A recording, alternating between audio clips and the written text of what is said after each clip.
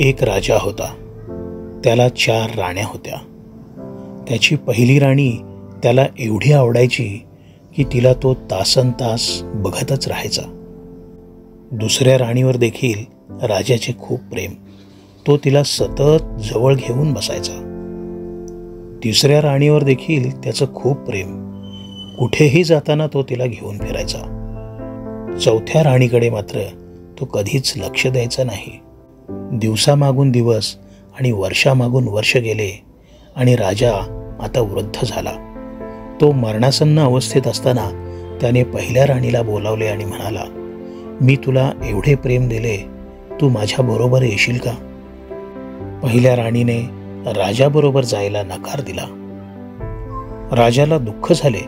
मग त्याने दुसऱ्या राणीला तोच प्रश्न विचारला आणि ती म्हणाली, मी तुमच्याबरोबर स्मशानापर्यंत येईन, त्यापुढे नाही. राजाला अपार दुःख झाले. त्याने आशेने तिसऱ्या राणीला विचारले, तू तरी माझ्याबरोबर येशील ना?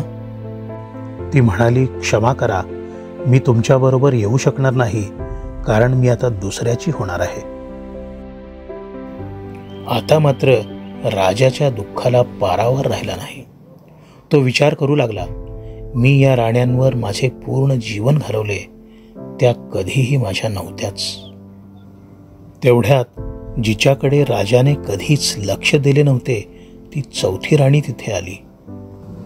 ती म्हणाली, तुम्ही जाल तिकडे मी येईन. स्वर्ग असो की नरक असो, कोणत्याही प्रकारचा जन्म असला तरी मी तुम्हाला कधीच अंतर देणार नाही, आणि हे माझे तुम्हाला वचन आहे. राजा थक्क होऊन समोर पाहत होता. विचार करू लागला की जिला मी प्रेम सोडा साधा प्रेमाचा शब्द कधी दिला नाही, पूर्ण आयुष्यात जिची कधी क्षणभर देखील काळजी घेतली नाही, ती आज माझ्यासाठी सर्वस्व अर्पण करत आहे. राजाच्या डोळ्यातून आनंदाश्रू वाहू लागले. त्याने मोठ्या समाधानाने आपला प्राणत्याग केला. कोण होता तो राजा आणि कोण होत्या त्याच्या त्या 4 राण्या? मित्र हो, तो राजा म्हणजे दुसरे तिसरे कोणीही नसून स्वतः आपणच आहोत. आपली पहिली राणी जी आपल्याला जागेवरच सोडते ती म्हणजे आपले शरीर, ज्याला आपण आयुष्यभर बघत राहतो. आपली दुसरी राणी स्मशानापर्यंतच आपल्याला सोडण्यास येते, ती म्हणजे आपली मुले, आपले आप्तेष्ट, मित्र आणि समाज. आपली तिसरी राणी जी आपल्याला सोडून दुसऱ्याकडे जाते ती म्हणजे धन, पैसा.